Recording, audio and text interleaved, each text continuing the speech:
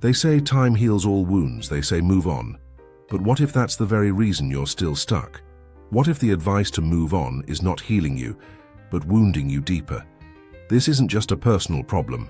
It's a modern sickness. We are told to let go, to forgive, to distract ourselves, to keep going. But Søren Kierkegaard, one of the most misunderstood philosophers of the 19th century, saw this for what it really is: a refusal to descend into the self. He said, "The greatest hazard of all, losing oneself, can occur very quietly in the world as if it were nothing at all. We lose ourselves when we rush through pain. We lose ourselves when we skip the darkness and force the light. We lose ourselves when we try to move on before we've even understood what we're moving from. Maybe you're not broken. Maybe you're not stuck. Maybe your soul is asking you to listen." Kierkegaard didn't believe in moving on. He believed in going inward, because healing doesn't come from forgetting. It comes from becoming. This is not a how-to guide. This is a descent into the truth of why the pain lingers, why the past repeats, and what you must face if you ever want to be free. Not free from the pain, free through it. Let's begin. Kierkegaard called it the aesthetic life. It's the life of surface-level happiness, constant distraction and shallow pleasures. It's how most of us live, trying to outrun the feeling that something is missing. We move from relationship to relationship, from job to job, from one dopamine hit to the next, but we never stop long enough to ask, why do I feel so hollow underneath it all?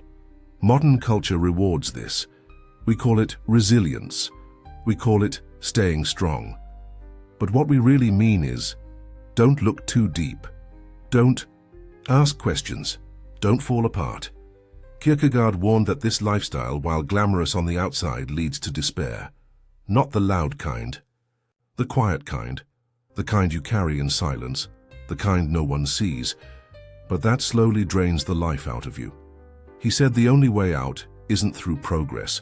It's through a leap, not a leap forward, but a leap inward, a leap of faith, not high in religion, but in reality, in facing yourself. This is why moving on doesn't work, because it's often just aesthetic life in disguise. You're not healing. You're just covering up the wound. The leap means surrendering the story you've told yourself. It means choosing meaning over distraction. It means facing the ache, not as something to erase, but as something sacred. What if you're not failing to move on? What if you're being invited to something deeper? Why do some memories haunt us for years? Why does the past whisper, even after we've moved on? Kierkegaard understood this. He said that repetition, the mental looping, the obsessive thoughts, is not random. It's not just trauma. It's not just emotion, it's a spiritual signal. When the psyche returns to something, it's not trying to torture you. It's asking you to look closer. There's a meaning in the moment that was never uncovered, a truth that was buried, a self that was never fully seen. You weren't meant to forget it.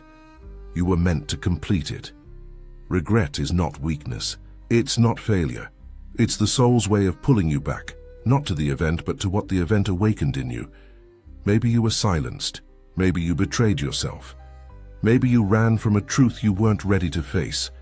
Whatever it was, your inner self didn't forget, and it won't stop echoing until you listen. This is why closure feels impossible, because you don't need closure.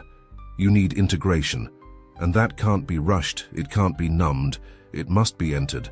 So next time the past knocks on your door, don't slam it shut. Ask instead, what do you still need me to see? Kierkegaard wrote that most people live in despair and don't even know it. It's not the despair of tears or breakdowns, it's the despair of living as someone you're not, of never becoming the self you were meant to be. He said, the self is a relationship, not just who you are, but who you are becoming in relation to who you were meant to become. And pain, deep pain, is often the signal that this relationship is broken. When you try to move on without facing the pain, you abandon your becoming. You deny the self that is crying out to be realized. Despair isn't your enemy. It's your compass. It tells you where your soul is misaligned. It shows you where you've been untrue to yourself. And it only deepens when you pretend everything's fine. This is why the pain doesn't go away. It's not here to punish you. It's here to awaken you. You cannot numb your way into wholeness. You must feel your way through. And when you do, something happens. You begin to hear a voice that's been buried beneath the noise. Not the voice of your past, not the voice of others, but the voice of your deepest self. And it whispers, finally. You're listening. The world says, move fast. The soul says, be still. The world says, let it go. The soul says, hold it gently. The world says, forget. The soul says, remember. We are taught to escape pain, to silence grief, to erase the past. But Kierkegaard offers a radical alternative. To dwell in stillness, to dwell in honesty, to dwell in the sacred space where healing doesn't come from force, but from presence. Stillness is not inaction. It's attention. It's the moment when the noise fades, and you finally hear what your pain is trying to tell you. We avoid this stillness because it's uncomfortable. But what if that discomfort is the doorway? What if the soul doesn't want a resolution, but a witness? What if you don't need to fix everything just to feel it fully? This is the heart of Kierkegaard's message. Healing isn't about escape, it's about integration. You don't move on by leaving behind what hurt. You move through by letting it become part of you. What if the pain wasn't a detour, but the path? Kierkegaard believed the self isn't something you find, it's something you become. And that becoming often begins in the ashes of what you thought your life was supposed to be. You don't become strong by avoiding heartbreak. You become strong by letting it remake you. Loss, failure, regret. They are the raw materials of transformation. They strip away what's false. They reveal what's real. This is the paradox. The pain you thought would destroy you is the very thing that will define you. Think of the phoenix. Think of the dark night of the soul. Think of the moments you fell apart, only to emerge clearer, wiser, and more real than before. Moving on is about forgetting. Becoming is about remembering who you truly are. This isn't a motivational slogan. It's a sacred truth. You are not broken. You are breaking open. And what you find on the other side of that opening isn't just healing. It's rebirth. Now ask yourself, what would you have missed if you had moved on too quickly? What truth, what lesson, what version of yourself? So many people rush to forget, but in doing so they forget something even more important, who they're meant to become. Pain is a sculptor, and if you sit with it long enough, it will carve away everything that isn't true.